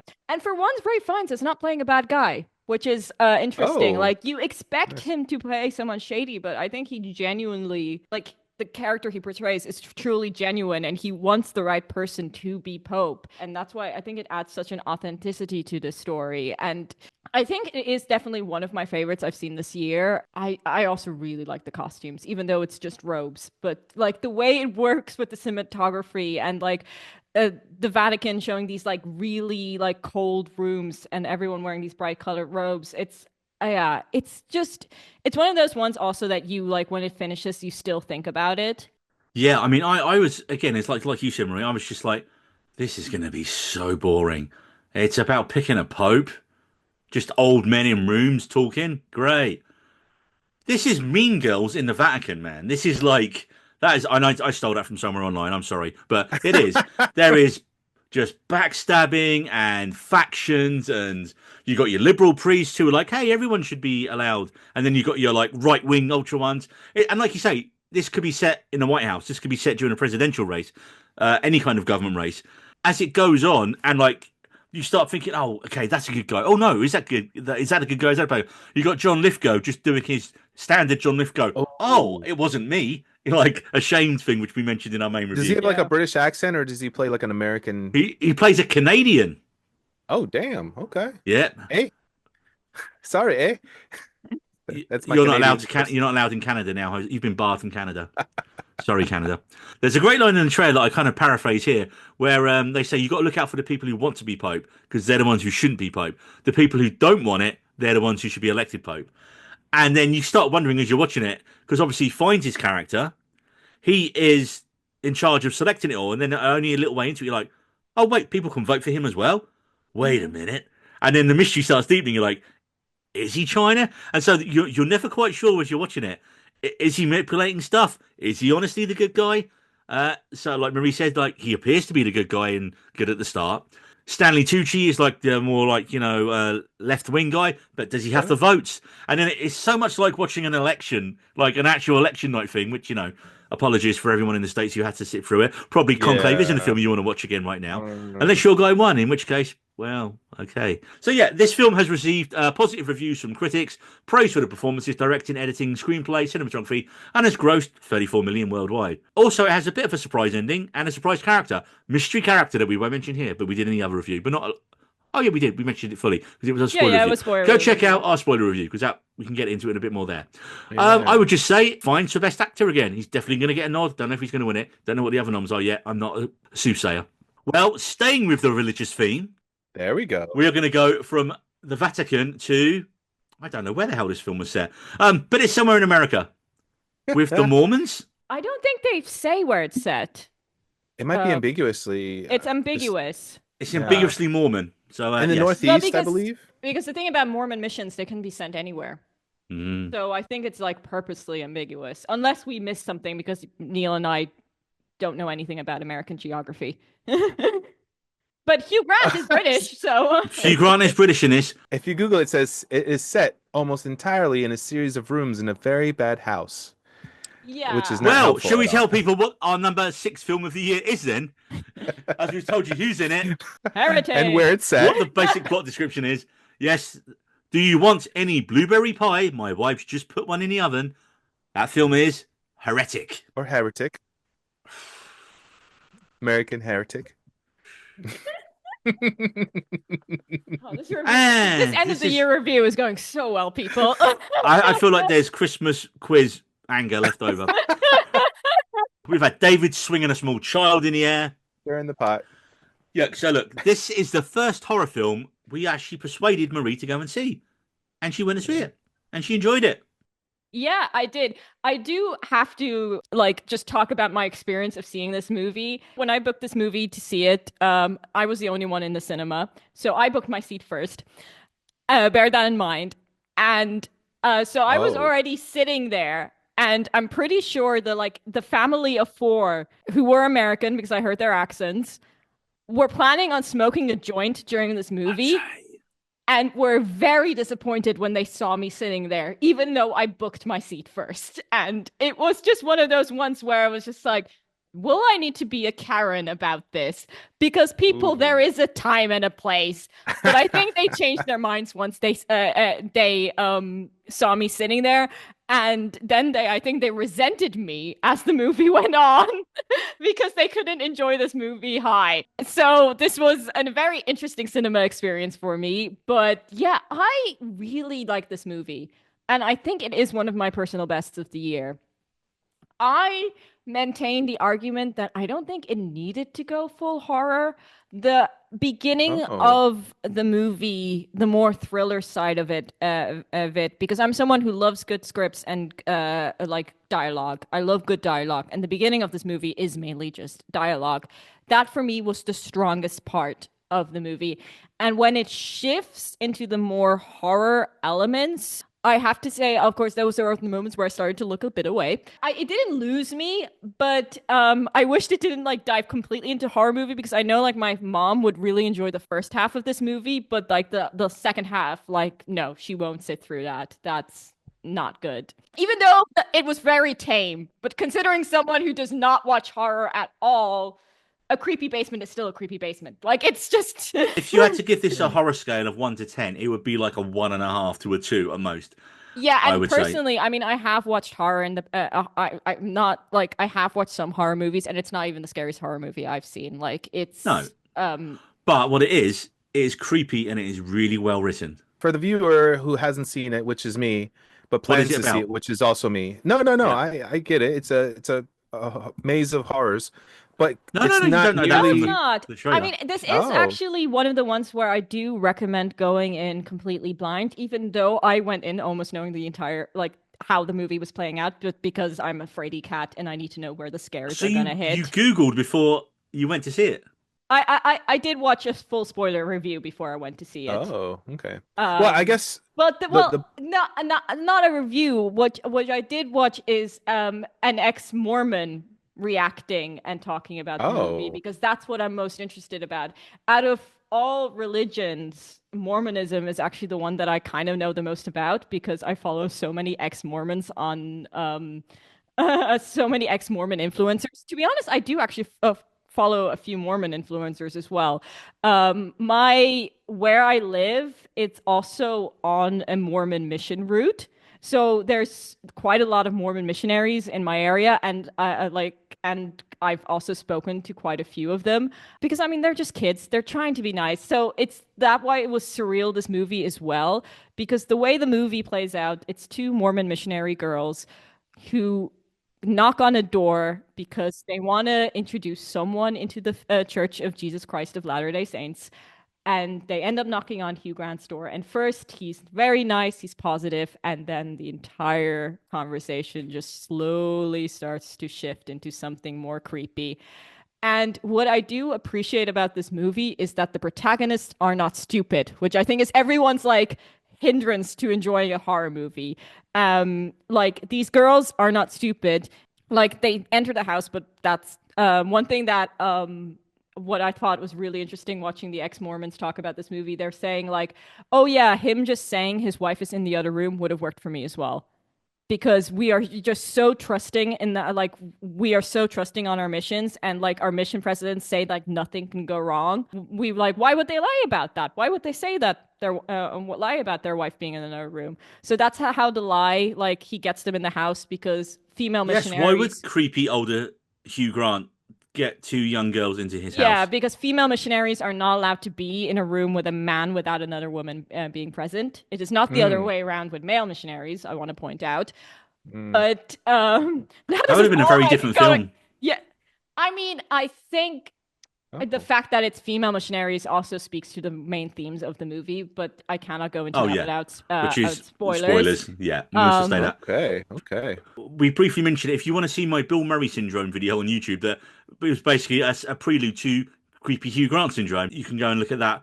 And it's basically just that Hugh Grant is just playing Hugh Grant in this film. He is charming, slightly older Englishman. This is Hugh Grant from like a 90s rom-com. It's just they've put him in a horror film. And because yeah. he's older and he's all stuttering and like, oh, sorry, standard Hugh Grant. You put him in a horror film with two young, scared girls, and he's truly fucking terrifying. And it's just like, that is a mark of a brilliant director who knew exactly what they Wow. wanted to do. And that director, well, it's written and directed by Beckham Woods, they're known as collectively. And they wrote A Quiet Place, the original, which was immense. And then they made the god awful 65 Dino Poop film with Adam Driver. So, hey, back on form, guys. And they did actually like my tweet of this film as well recently. So, yay. Also, like to mention, they personally were not part of the Mormon Church, but the two actors who played the girls Yes, I heard that. ex-Mormons, which I thought was Wow. like really Yeah, interesting. Sophie Thatcher and Chloe East. Thatcher's done a fair few things. She's made like a start in Yellow Jacket. She's been in one of the Star Wars shows. Chloe East, I'd not seen in anything, although apparently I had seen her in. She was in The Fablemans in a small role in the kind of biographical Spielberg film. But yeah, Chloe East, wow, never seen her in anything before this, and she is awesome. She's so good. Yeah. And yeah, it's just a really, really well done cerebral horror. And when I say horror, it make it's I just like mean, a I think battle of David wits, can isn't it? watch this and go, "This is not fucking horror." But for me, as a fraidy cat, it still like dives into the horror category. I do just want to also say though, it is still like funny. There are some genuinely funny Oh, lines in this movie, and not just at the beginning as it goes through. But I think that like as Neil says, that like touches on Hugh Grant's like rom-com background, but the girls also have some funny scenes in the beginning as well. Oh, nice. Is it yeah, scarier for a woman because to watch it in the sense that women have fears that men don't have in their everyday lives, such as just walking down the street and having someone else follow them. Like a bloke wouldn't think anything of that, but a woman would see that and be, start to think about escape routes or whatever. Well, only if that guy's Hugh Grant and you're trapped in a house with him now. Oh no, I think in general women have these thoughts, don't they? And they have do, to think and about I definitely see your point. I don't think so in the context of the movie. Like the fact that they are women does, like, as I say, play through overall themes, but the fears presented, I think, is more universal. Like it's interesting because, like, obviously, like all of us in this room wouldn't find ourselves in this scenario because, like, we're not religious. We wouldn't, like, go and knock on some stranger's door asking them to join a cult. Now I'm going to get Mormons coming after me along with the Vaticans. But use the C word. Yeah. But I'll be really polite about it. Yeah. But so like we wouldn't find ourselves in this scenario. So I think, like, but like the scares, I think when it turns into horror like territory, I think anyone would be afraid in that scenario. I'm never looking at Blueberry Pie the same. Oh, the blueberry pie, man. Blueberry pie. one thing I will say about the Mormon faith, I've never seen a sad Mormon. Just throwing that out there. Never seen a sad Mormon. They're onto something. It could be the right one. Could be the right one, couldn't it? I will say my last thought is, and this kind of tells you how it walks the line between comedy and horror, because this one bit of the film can easily fall into both. You've never watched the film until you've seen Hugh Grant singing Radiohead "Creep." Oh, wow. That's been stuck in my head ever since I've seen the movie. It's funny and it's also disturbing. It definitely walks the line between comedy and horror. Well, a film that is definitely a comedy and a family film, which is good because we've been joined by David and Evelyn for this next film. And David, this was your number 1 film of the year, which means it's got up to our number 5 film on our overall joint list. And that film is, David, take the reins. Inside Out 2, yeah, as Neil mentioned, it was my number 1 film of the year, guys. I absolutely adored this film. Probably because of the themes that run throughout it, like the main theme being anxiety. So the film sets out based directly off of pretty much where the last film ended, with Riley going through puberty. And puberty has a massive change and shake up within the head ecosystem of her head, like the political, like the landscape of everyone that's going on in her head. And we get 4 new emotions joining the gang: for anxiety, envy, ennui, and embarrassment. Ennui. That's it, which is boredom, right? I know French. No. Ennui's boredom. It's ennui. Ennui. It's ennui. Just there's no translation for it. Is that like meh? There's nothing. Yeah. It's French, basically. It's what most of French people are. They're ennui. Ennui. But anxiety was like the main antagonist, if you can really call her that. She wasn't. I suppose she's the main driving force of the plot for the film, as she ejects all of our like main core emotions from headquarters, and it's about the journey back. And Riley and anxiety's sort of slow. It's anxiety. It's the sort of slow twist and turn and hurricane, literally at one point, of anxiety, just her constant need to please people, her constant need to please people inside, Riley's emotions and outside in Riley's real life. And the film really spoke to me as somebody that suffers with quite bad anxiety day to day. It really did touch a point in how they handled the emotion. Well, not just that emotion, but that the other new emotions as well. But that being the core one. And the film, Maya Hawke, who voiced anxiety, she was fantastic in the role. And then the film went on to get, I think, 1.6 billion in the box office. It's the biggest film of the year, isn't it? Didn't do too badly out of it. And yeah, it was my number 1 film. And who else has seen the film? I have. I did watch it. I did watch it recently, David. And I'm the only person that's seen. Okay, good job, Jose Marie. Yeah. No. She is the ennui of the podcast. I saw it with my nephews. That's why I saw it. I just mean, saw it you because don't have David to have told an me. excuse to see it, Jose. Like, oh, it's because my nephews wanted to see it. No, I Yeah. mean, I'm too I'm cool a to see this fan. movie normally. I, no, I I love Pixar movies, so it's not that at all. I I, wasn't that I much of a fan of Inside Out 1, so that's why 2 didn't speak to me. Like, well, I have a very specific reason of not Inside Out 1 not connecting with me as much as with people. It's basically because Sadness was my flatmate, like at the time. Like gotcha. just the character Sadness, that was my flatmate. So everything like she does was just hilarious because like I saw that in like a different light of context. Like Oh my literally goodness. So like you were the my person laughing at all the wrong points. exactly. Me and my good flatmate because we were both in the Disney Society and we Mm. saw this like in like the theater and everyone was crying and we were just laughing our asses off. Oh my Like God. no joke, our bad flatmate's favorite movie was Marley and Me. And Oh my there's the Oh, God. line, remember the funny movie where the dog dies? That just kills us every time. It's literally her. kind of I, monstrous I person. gotta admit there's a lot for me. I see that a lot in movies where when there's something that connects you to a character or scenario, it really affects you more than just the average viewer. Hmm. I Yeah. think And this with this film specifically, anxiety is the one that connects myself. You know, because you just see yourself in anxiety, like everything she does, everything that she's saying, everything that she wants to do or thinking about doing. She's constantly thinking and thinking and thinking about different scenarios that are running through her head at any one time. And yeah, so you as like the audience, if you have any kind of anxiety in your life, you just see so much of it That's in the weird though, man, character. because like I've this has been my worst year ever for like stress and anxiety in terms of just everything. And the film didn't connect with me on that level. It didn't hit me on that level. now, do you deal with anxiety regularly, or is it just situational? Pretty regularly for me. I don't know, speak Oh for wow. David, but Okay. yeah, like I did, I saw a psychiatrist briefly this year for a little bit. Oh wow. Your breathing exercises, all that kind of stuff. Exercise, or trying everything under the sun, really. So, I mean, it sounds like the film obviously worked for you, David, in terms of like, oh, yeah, that kind of, seeing your issue on screen portrayed in a good Yeah, I light is mean, great.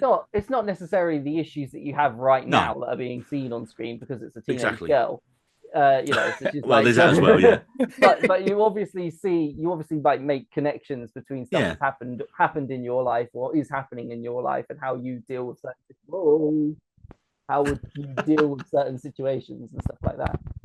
But that's Right, what I wanted to ask because obviously you're now seeing this through the perspective of as a dad of a girl. So do you think that affected you as well? Because like no, I think I'll be that mum line where she's like, "Well, this is going to be my life for the next 10 years," Only 10, David. or Only 10. whatever the line is. Yeah. When you hit puberty, it's not going to be fun, is it? Well, I'm not even going to try to make a segue from that to our number four film. in a way, it is It, about someone being born again. Oh there is a yeah. baby brain involved. And Yes. puberty and what comes with that. Yeah. And that film is indeed a film that came out really super early here this year for us in the UK. It was January, and I think it came out in the States last year again, so it's another one of those. But that film is Poor Things. Yorgos Lanthimos' insane. And I was trying to look at the what genre of this film. Is it a comedy? Is it a sex comedy? Is it a gothic film? Is it a gothic sex comedy? It's all All, three. Yeah, all it, That three. film is Yeah. Poor Things. Marie. yeah, as you said, like this movie I think transcends genres and it took me really by surprise because I did not like The Favorite. Um, and after watching Poor Things, I actually rewatched The Favorite because I was just like, oh, was I too hard on The Favorite? And then I rewatched it and I was like, no, no, I still don't like The Favorite. Ah. But I really love Poor Things. I mean, this is just, I mean, it's it's really hard to explain like this movie because it's like it's a story of it like it asks this question like what if you could view the world through a child's eyes and it's just like if you were born again like what would you do and I mean Emma Stone carries this movie like it is her movie even though the supporting cast is amazing. Mark Ruffalo is just top in this movie like over the top. But yeah, this movie is over the top. It's wacky. Everything Bella! everything about this is over the top. The clothes, the sets, the story. It's still like a really heartfelt movie. Like it like hits you in a different way. It makes you feel. The pastel de nata scene was just hilarious. I think about that every single time now, and I'm in Lisbon and having a pastel. Her shoving the whole thing in her mouth, so relatable, so relatable. And I also do not recommend eating, even though it's tempting. Do not eat more than two because you do feel sick afterwards because they are Oh, quite rich. okay. I think my I mean, record is three. Uh, wow. All right. I mean, quirky comes to mind in a good quirky, way. quirky, definitely. I What mean, did Yeah. you think then, Jose? It's one of those movies where I kind of knew what I was going for, but it still takes you a little while to get used to like what's going on and how it's yeah. being executed. And yeah, I mean, Emma Stone, I mean, it's so weird to see her go through this whole journey of her career and just be an amazing actress and pumping out film after film. I didn't see the one they did after this where they've No, released No. Kinds of Kindness. I Kinds of keep Yeah. meaning Kindness. to. It's on Disney Plus, but then I haven't heard a lot of good stuff Yeah. about it. So I'm like, ah, I'll watch it at some point. The one thing I like about Emma Stone is she's not afraid to try things. Like even like in a teenage quirky comedy called Easy A, it Yeah. was a more of a thinking movie than you realize because it's like a big play on the Scarlet Letter. But like again, Emma Stone does great character work and her charisma really carries it, even if it's like the charisma of a baby inside of a human woman or like an adult woman. Let's be honest, they handled that in probably the best way they could handle it. Because like when you try and explain the idea, you're like that just sounds bad. I mean, when I saw this, I'd forgotten because again, I haven't seen a lot of Yorgos Lanthimos' other films like Dogtooth and was it The Lobster, The Killing of a Sacred Lobster. Deer? Yeah, and you forget what a weird filmmaker is. How he loves his super wide angle fisheye shots and Yeah, and dance sequences. He loves a dance dance sequences. Yeah, sequence. and so much sex and nudity. You forget the levels of I nudity. was like, surprised about that. I was like, and it's a weird because it doesn't seem gratuitous, but it is. I It's mean, just hilarious almost. I think that's kind of the point of Yeah. it. Like, I mean, obviously there is like an element of a woman discovering her sexuality, and like, yeah, there is a very prominent montage of that happening in the film. Gotta have a About montage. half the runtime, isn't it? Yeah, I mean, and I think that it did like I know like that that sequence a lot of people kind of clocked out in the movie. Did not mind it Clocked in. or some people that's when some people Super started to focused. pay attention. Jose was But having a sandwich at the time, and then the second that came on, he said, Oh man. I mean, but for me, it was when they got onto the cruise ship. I was like, "Yep, I'm in." it is a long movie. It is a long movie, but I don't think you feel the length I of it. didn't feel long to me, you know. Yeah. Um I just the sets are just amazing. Like Beautiful. it's It just was filmed in Hungary, of all places. There's your a, fun fact. a lot of stuff is filmed in Hungary. A Mm. lot of stuff is like it's cheap and like yeah, there's quite a lot of sound stages there in a moment. I mean, Hmm. it would be better for my career if I moved to Hungary, but Is it the Atlanta of Europe? Because everything's in the US is filmed in Atlanta or Georgia. yeah, I mean kind of. I Kind mean of. Ireland is also in the running like because Oh. they shoot a lot of shit in Ireland and in I Belfast. mean, 20% of their national gross national money comes from Lindsay Lohan Christmas films now. Mark Ruffalo, man, he is so goddamn hilarious in this. He plays the lecturous, exploitative Duncan Wedderburn. And what's funny is that once he sees that something in Bella, he absolutely falls head in the heels with her. And then she goes on her own journey. He's like, "Yeah, see you later, mate." And his hold on her becomes so tenuous and so despairingly hilarious. To quote one of our favourite shows of last year, he really is a wet lettuce. I also, interestingly, the book this film was based on by Alasdair Gray, it was set in Scotland, and they obviously Oh changed wow. it to. So, can you imagine this film taking place in a Lanthimos version of Scotland? Because I can't. That'd be insane. Uh, an actress having a hell of a year once again. Margaret Qualley gets a little cameo in this as well. And some of the visual influences of the film for you super film geeks out there: Black Narcissus and Fellini's The Ship Sails On. And I just there was an article I read as well when I was doing a bit of research on this, and apparently her character growth in the film is reflected in the costume development Yeah. throughout the film, which I thought Marie could tell us more about. No, I mean I did notice that that like through the silhouettes that she wears one thing like I'm not sure if works always with the same costume designer, but like he picks some really good people. That was one thing that I generally really liked about The Favorite, the costume design, because even though it was like historic costume design, the costume designer used like modern fabrics like denim in it to make it look more surreal. And I feel like Oh. they do that similar here, where like the style and the silhouettes that she wears like evolve over the course of the story. Costuming is just such an amazing way to tell stories, a story through film. And yeah, I love details like this. I find it so cool, and not just like costuming her hair as well. Like it, like even though she has the same like dark hair throughout, like it also like changes like how she is and her progression through the story, which is yeah, again, really cool. Do you know, last night I was trying to think, okay, I'm gonna what film am I gonna rewatch before we do our top 10, and it was gonna be a number 4 film, which is Poor Things, or was it gonna be our number 3 film, which you're just about to mention as well, because this is another one for you, Marie. But instead, I ended up rewatching 5 episodes of Severance last night, and I'm so back into Severance in prep That's for the new series of that. hard left turn for sure. But yes, our number 3 film of the year, and as announced today as we record this, Empire Magazine's number 1 film of the year. So hey, we're in good company.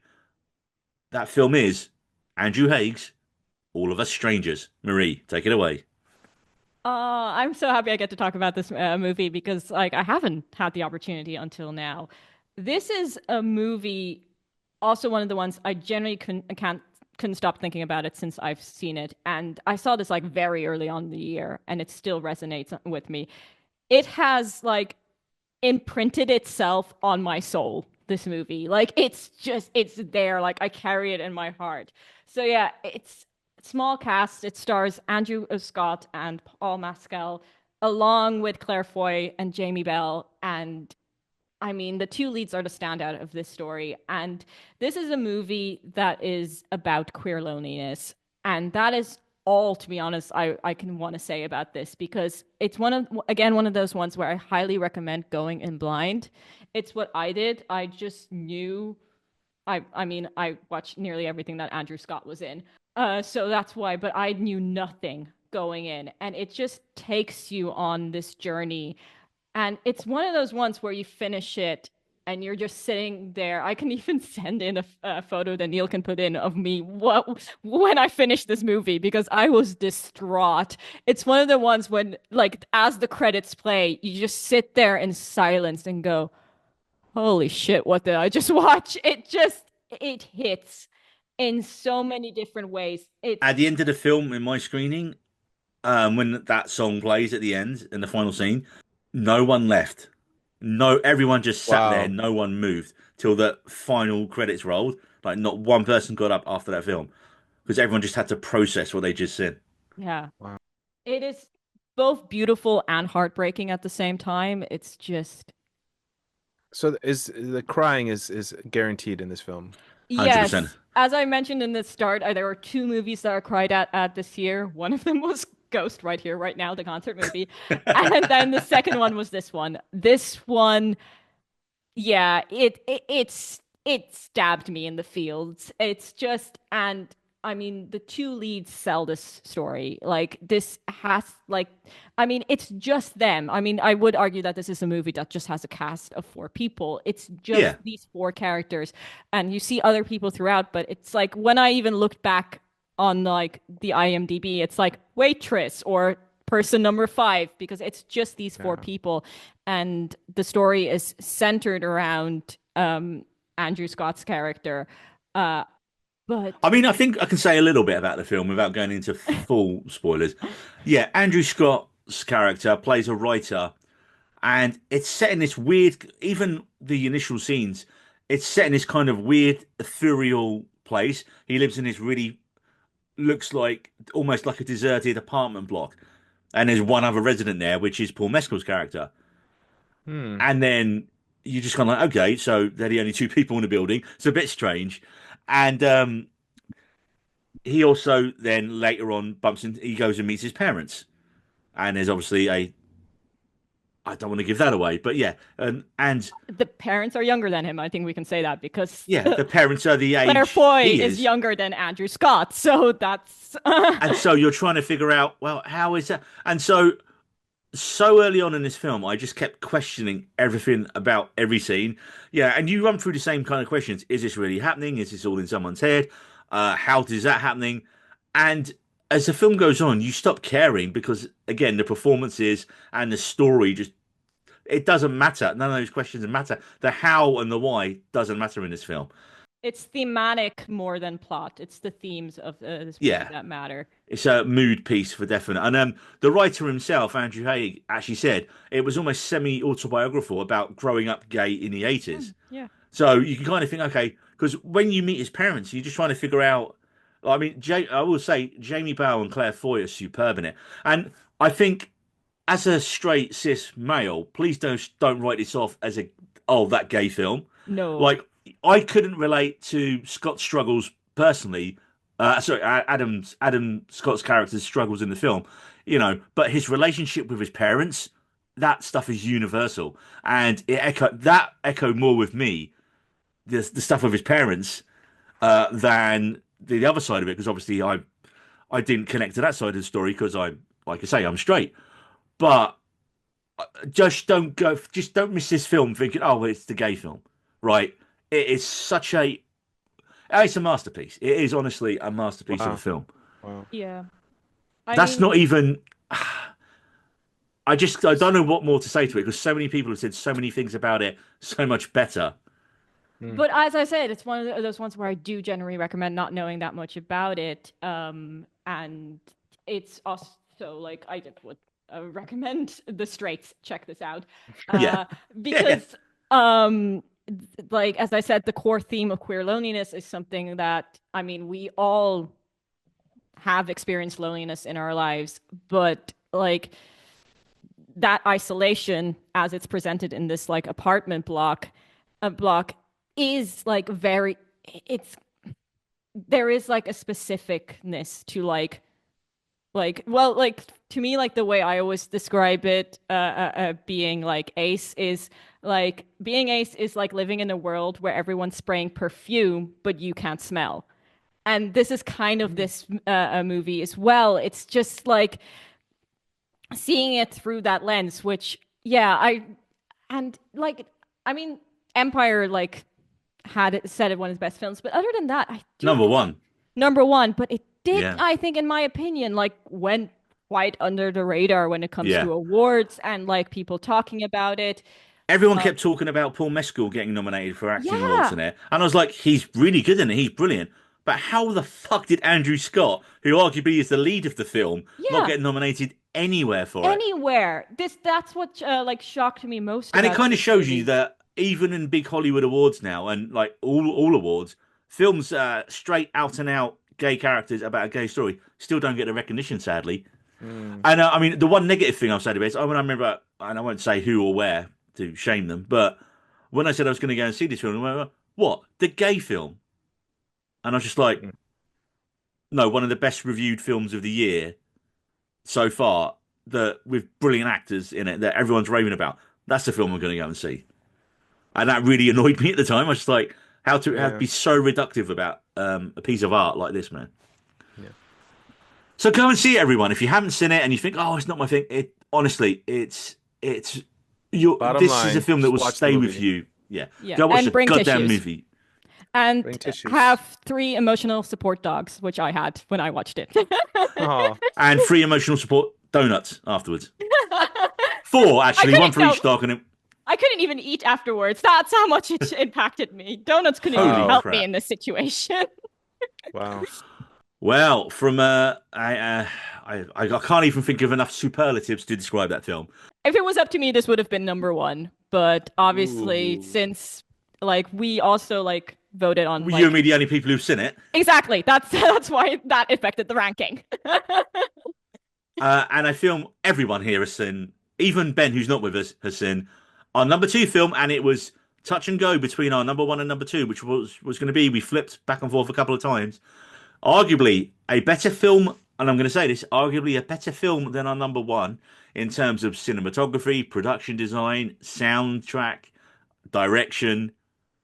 But I feel our number one film pips it just a little bit because of its rewatchability and just pure fun. So that means our number two film of the year is June, Part Two.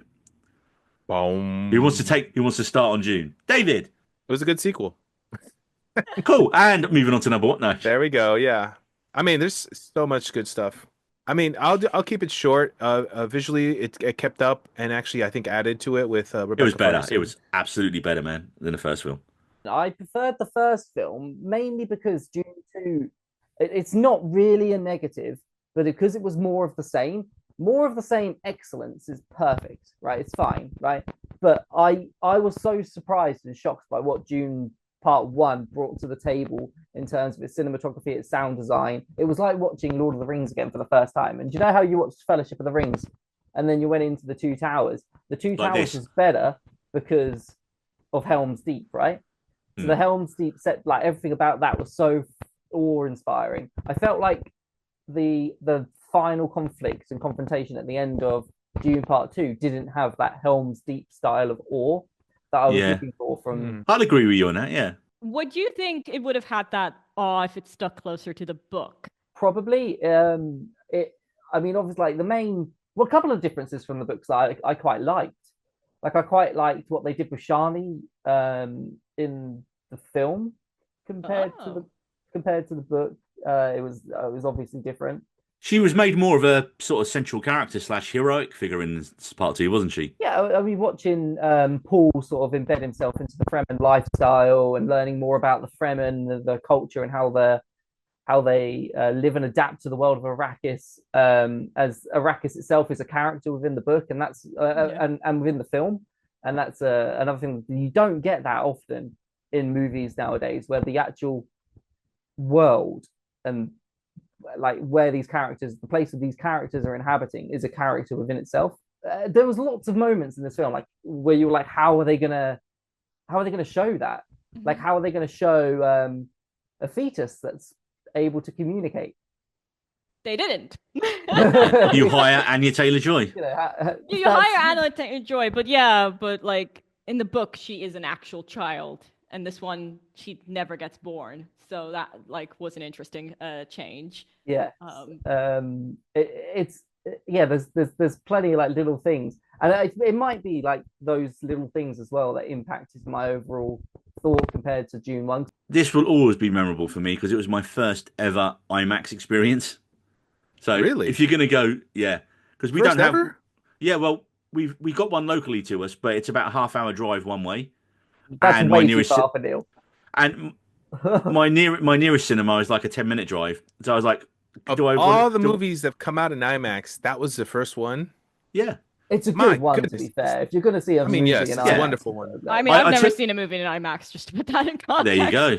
Oh my God. We have one in Portugal, and it's very out of my way. But one in Lisbon. Granted, like true IMAX, there's not many of them. I have like 2 knockoff IMAX theaters near me, so that's why they're just large. And ours is large a screens. proper official IMAX, our one, because it was only renovated about 3 or 4 years ago. The one in Ashford, where David used to work years ago. You've got to see it in wow. 4DX now, Neil. You've got to go to the 4DX. I'm not a fan of 4DX. I saw don't Captain get the America. point of that. I'm a big fan It's of the big Dolby gimmicky, theater. isn't it? That's like bigger with better sound, so you just feel everything. But it's still a pretty good That's size. literally what it says on the advert, Jose. Dolby, feel everything. They got it I right. thought Jose said adult theater for a while. I I was just like, actually heard that. not that type of podcast. And then he's feeling everything in his adult theatre, Jose. We're back to the Christmas episode in the Angels of Filth There we again. go. Bringing it back to the film at hand. June 2. The Part cast, the like how Rebecca Ferguson, Ferguson, the Pew, as you like to Pew. call it, TM. Christopher Walken. Even Christopher Walken. I wasn't sure about his casting as the Emperor to begin with, and then I was like, you know what, I'm there. I can see it. And I thought Leah Seydoux was really my good as well. favorite performance in the entire Austin Butler as well. I forgot to mention, but my favorite performance is Stellan Skarsgård as the Baron. How it's just perfect. Granddaddy There's Sarsgaard. some performances that you see in your brain when you're reading a book, and then there are some that are brought to screen in front of you, and you're like, "Wow, my imagination shit," compared to what somebody is able to bring in front of me. And he was perfect as the Baron. And it does sound like we are getting what's the third one, David? Children of June, is it? Or Dune Messiah. June Messiah. Yeah. Which will wrap up Paul Atreides' story. Yes. And that's probably the best place to stop it because it just gets crazy after that in the books. So crazy. Do you think that the third film has enough content, or do you think they're going to pull more from like other books to fill in the movies, or the third They movie? made two films out of a book that's about 500 pages. I think Dune Messiah is about 300 pages. Oh wow, okay. But I'm like most curious because they changed the ending, like in the like in part 2, like especially when it comes to Chaney's character. So like I'm a bit curious how that's gonna affect the sequel. I haven't read because for me Dune is I treat it as a standalone. Like I love the first Dune book, but I know it gets weird. One criticism that my wife had was that she wanted to see the ending play out more. And then I said to her that the next book there's a time jump between the two books. And I explained to her what happens in that time jump, and she was like, that's the movie I want to see. Because the part 3 starts off with Intergalactic Jihad. Exactly. Intergalactic Jihad, and how many people die because of that. Little intro montage of the that'll probably Jihad. be what it is, yeah. With a bit of voiceover, and then it's back into people sitting in caves and like drinking stuff and going crazy. The Water of Life, Neil. Water of Life, that was it. I mean, if we want to mention like it, people sitting in caves. This brings us, ladies and gentlemen, in record time to our number 1 film of the year. And this episode had the most people we've ever had on it when we did it, because we did a special episode on it. And if you want to tune into episode 104 of We Nearly Wrote, we had our special guest, Stu from the Stu World Order. And if you're thinking, Stu from the Stu World Order, isn't he the comic book movie guy? Then that should let you know what our number 1 film of the year is. Empire didn't put it on their list at all, I don't think, in their top 20. But for us, we went for, and you all know what it is, it's Deadpool and Wolverine. Oh, yeah. Team, starting off with David. Why did you love Deadpool and Wolverine? Firstly, I want to say I think it's a damn shame that we're talking about this film without Ben here. I know, because right? Ben would wax lyrical about it. He would, he would wax all over his lyrics for it. He would. This film was just pure entertainment. It was such right. I've mentioned before that I'm not a huge fan of the cinema experience anymore because I feel like the cinema experience is ruined by. I don't like people. I'm gonna throw it out there. People suck. And I feel like you've said that before. It's ruined by it's been people. Noted. It's also ruined by my bowels and not being able to hold them very well. This is why you should move to Portugal, because we've got an intermission. Yeah, exactly. I genuinely would love that. We should clarify. David has irritable IBS. bowel syndrome. It's a science thing or it's a biology medical thing. I don't think we needed to clarify that, but anyway. Thank you, Jose, in telling everybody my medical problems. But... You've told everyone many times. Don't you remember the Oppenheimer story? Say it. It's my fine to bear. I mean, just wanted to be honest. That's all. Yeah, but Deadpool and Wolverine was one of the few actual pure cinema experiences that I genuinely loved. Everybody there was well behaved, which is great, and everybody enjoyed the film for exactly how it was. And some of the cameos, because let's face it, this is a cameo driven film for the most part, and some of those cameos were so on point and unexpected, and some of them hit the right comedic notes, like mainly the so yeah, it's a cameo driven film. Some of the jokes and the actual relationship and how Hugh Jackman and Ryan Reynolds bounce off each other constantly like a buddy cop film, it's hilarious. And that's why from an entertainment standpoint it was my number 3, I think, but everybody else is number 1. And Ben was I think the deciding factor in Dune Part 2 being number 2 and Ben this being number 1. He's not even here to celebrate it. No, I agree. It's a great film. It's very entertaining, and to kind of build off of what David said, I think one thing that really kind of encapsulates it, it's like it reminded me of Endgame, where it kind of brought things together in the sense that this was the third film in a trilogy for Deadpool. And those cameos, which we will not name, when you were in the theater on that first Friday, there was those moments that hadn't happened since Endgame where everyone was Yeah, just cheering and we were having such a good time. And that gasp from the audience, man. When you see right, a cameo, you're like, I mean, gay sex in a Honda Odyssey. What else do you want? I didn't interpret it that way, but Oh, okay. you. This is like no. It was meant to be that. Like it's. But Marie, please explain for Jose. I mean, he was tied up by the end of the scene. They did penetrate each other a lot as well. Yes. it was more than subtext, people. But All right. I love like all the basement dwellers were like reacting to this movie where they're just like just two straight men. And I'm like, nah. Anyway, but yeah, this movie was just fun. I mean, from the like initial sequence, like bringing back NSYNC to like the ending. I mean, was just at 100% the entire time.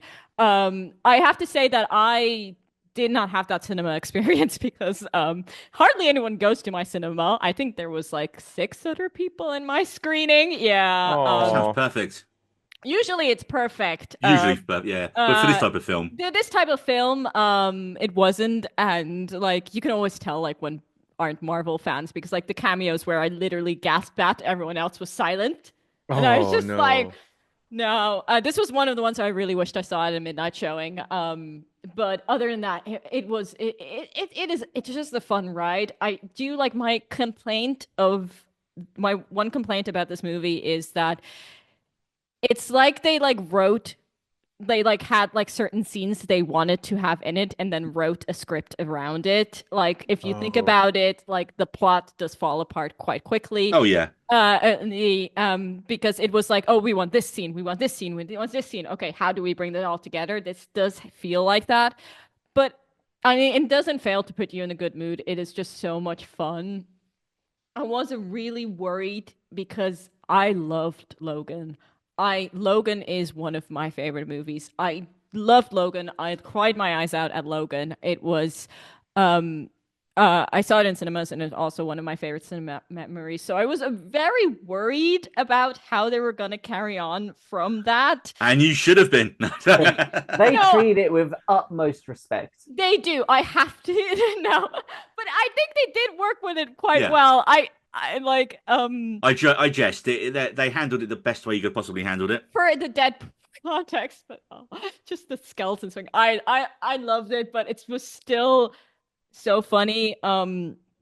Like I like that they brought the TVA in, which like it's one of those like if people didn't see Loki, maybe they would have been confused. But one thing like I like to say that the MCU is not part of the normies anymore. Like it's for the people who like know all these references. The ending where they like had all the bloopers from the previous X-Men movies really got me. Oh Like yeah, The great song celebration of the choice. Fox, the Fox era, even good the really and terrible bad. Fantastic Like Four was in it.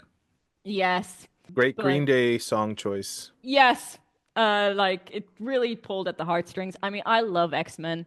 Like the first X-Men movie is, I think, one of my personal favorites. I adore X-Men, although the bad ones are bad. I don't rewatch those, but That's what worries me because Simon Kinberg is responsible for most of the bad ones, and he's been given a new Star Wars trilogy. No, Ooh. no.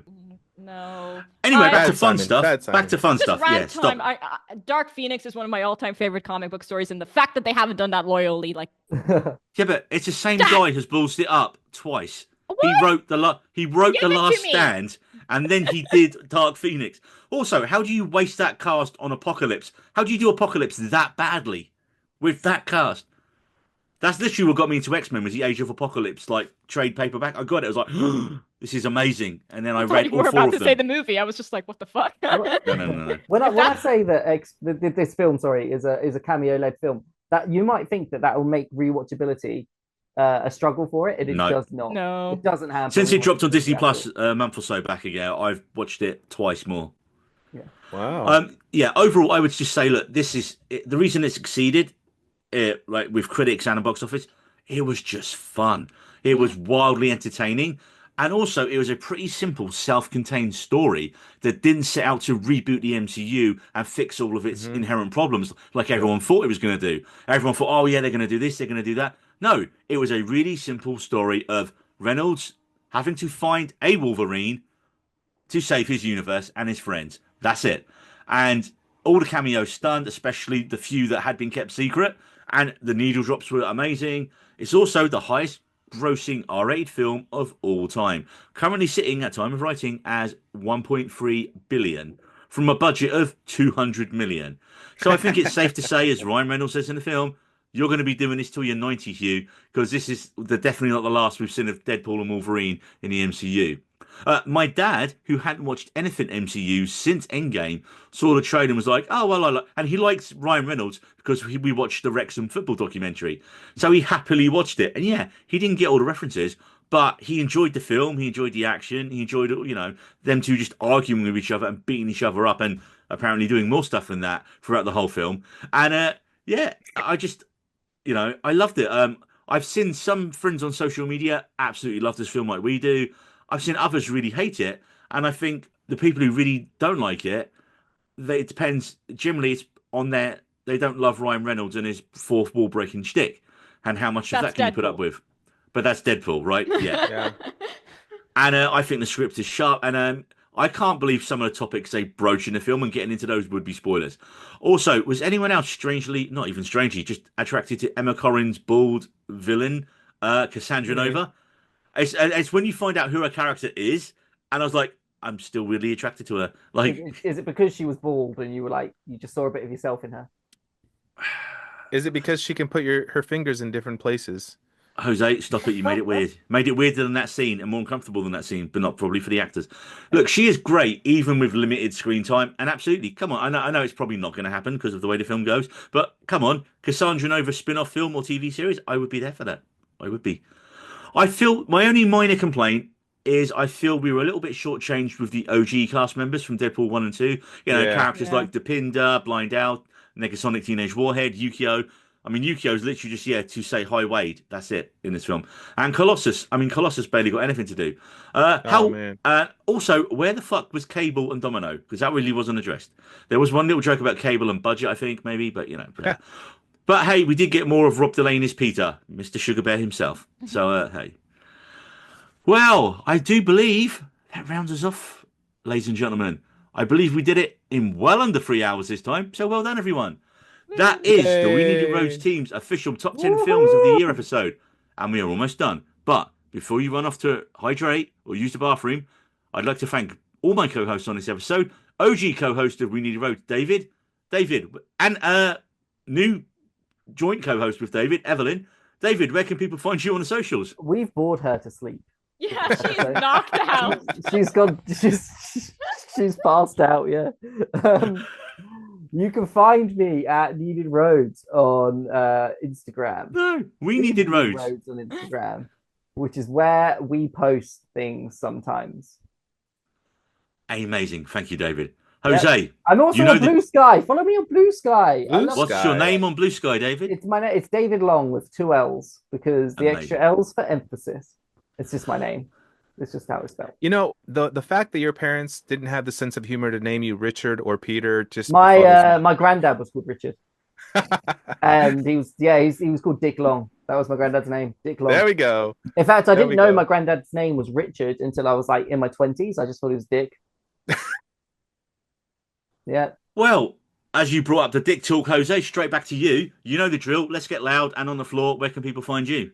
All right. If you want to see my lifestyle photographs. Did you not get the J-Lo references there? Come on. Let's get loud. On the floor. 2 of her biggest hits. I always start with my Instagram and then we go into the website, Neil. You know the rule. I change it up a bit.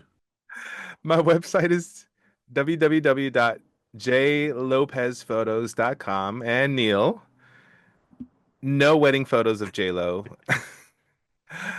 Potentially, it could be in the future because she gets married every couple years. And if you want to see me on Instagram, I have more lifestyle stuff there. It's at Jose Lopez Photos because as many Jose's as there are, not many are on Instagram taking photos.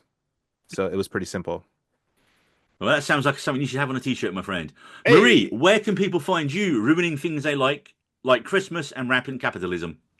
Ruining? You can find those along with ghost content and more gay content at Life on Mars. And if you want to be totally ruined, you can check out my other podcast called Two Girls, One Reasonable Cup. Enlightened. Enlightened. Yes, thank you. Positive aspects of things that you say. I don't know. That was almost a sentence, Jose. I should probably listen to the podcast before I talk about it. Oh my God, there's no coming back from that. Man, Jose, wow. That's worse than calling David Daniel. Mm-hmm. I'm gonna listen to all the episodes now. That's worse than saying Portugal part of Spain. It's easy to catch up because we only release like 4 episodes per year, so it's cool. There we go. I mean, I know the subject matter, and it is a good thing. You want to be. And well, dear listeners and viewers, you can find me at NeilG78 over at Blue Sky. I'm still on Twitter at NeedyBroads. Fuck you, Elon. And don't forget, we are on Apple, Spotify, and all major podcast platforms. And also, you can now see us on Spotify because I'm having to upload our video pods there as well. And of course, hopefully you've been watching us now on YouTube, where you've been seeing David spin his infant child in the air and worrying us all throughout the pod. Well, I mean, most people are watching us there now as well. So head over and give us a like and subscribe. And we had 2 new people subscribe since the last episode. Yeah. And I can't remember one of their names, but it said the name of the person. I was like, yes, I'm going to thank that person. And I didn't write it down, but it is on there, and I will remember at some point and give you a shout out. Also, leave a comment. That helps too. Oh, yeah, please comment, because at the minute, it's just, we haven't even had a comment. I think we had 1 or 2 comments. We had comments on our top 10 cancelled TV shows of all time episode. Lots of comments on that.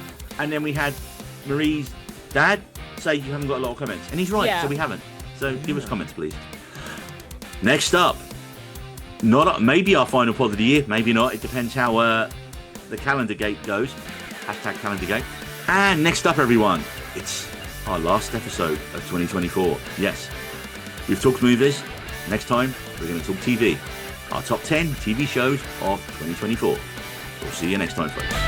We needed roads.